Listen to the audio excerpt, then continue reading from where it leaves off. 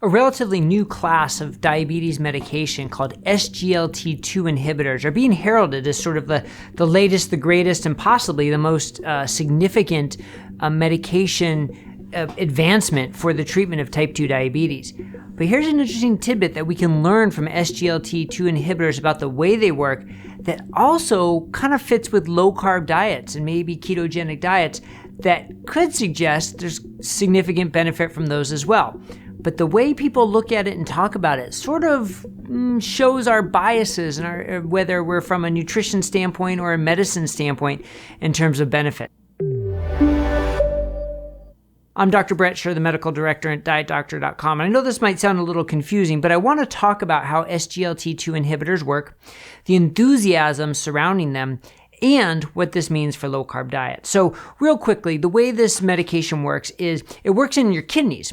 So your kidneys will normally reabsorb some glucose, take glucose out of the blood filtered in your kidneys and put it back into your bloodstream. But with the way these SGLT2 inhibitors work, they prevent that from happening. So essentially, you're peeing out more of your glucose. So if you're eating high-carb foods and raising the glucose in your blood sugar, the glucose in your blood, your kidneys can filter that out and then not reabsorb it. So you pee it out. Now, why is this important? Well, a lot of the diabetes medication trials in treating people with type 2 diabetes show improvement in what we call microvascular disease. So like retinopathy in your eyes or nephropathy in your kidneys, the small vessels. But they don't show improvement necessarily for macrovascular disease like heart attacks, heart disease, and they don't show overall improved longevity. Now, a big part of that may be because the treatments that have been used in the prior studies are treatments like insulin injections or sulfonylureas, which raise insulin levels and do nothing for really the way your body's processing the blood sugar or using blood sugar. So SGLT2 inhibitors have a completely different mechanism of action. And that's probably why they show significant benefits from macrovascular disease. So they reduce the risk of heart attacks, heart failure, and of course, and also kidney disease. And they also reduce or improve overall longevity. So this is something relatively new from a drug treatment of type 2 diabetes. And so it's very impressive, and that's why it's getting so much attention. But here's the next thing.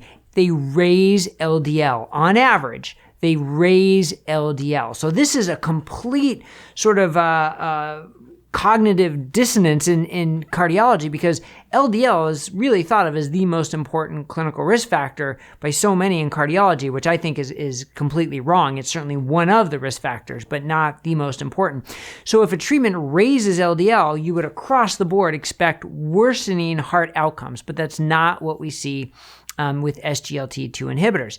So a little bit of having to rationalize this. So there was a part of what brought this up for me is I get this journal or this publication called Lipid Spin, which is put up by the National Lipid Association.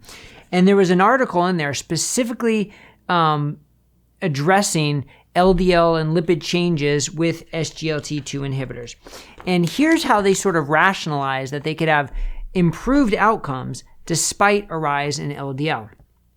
So typically an increase in LDL-C is directly proportional to cardiovascular risk. Therefore, favorable cardiovascular outcomes with SGLT2 inhibitors despite an increase in LDL are surprising.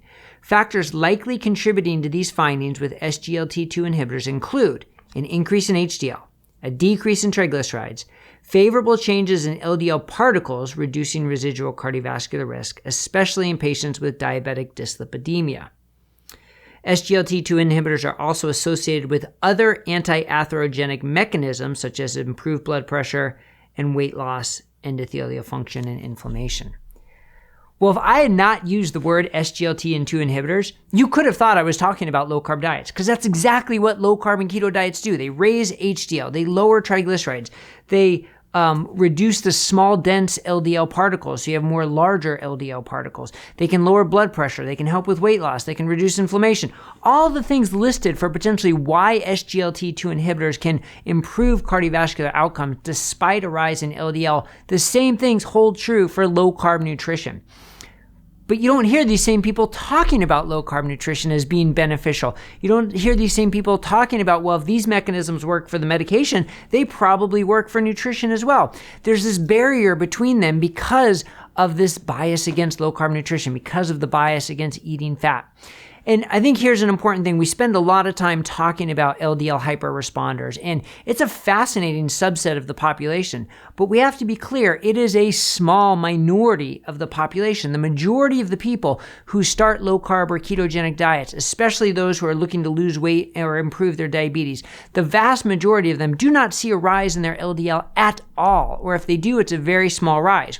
So that would be consistent with the SGLT2 inhibitor data as well, a small rise in LDL. Now, if we're talking about the 100 to 200 point rises that we see in hyperresponders, that's a different story, right? That's not covered under the same concept as SGLT2 inhibitors. But for me, this was just one more aha moment that, wow, people really are so drug focused. And I shouldn't say people, I mean medicine.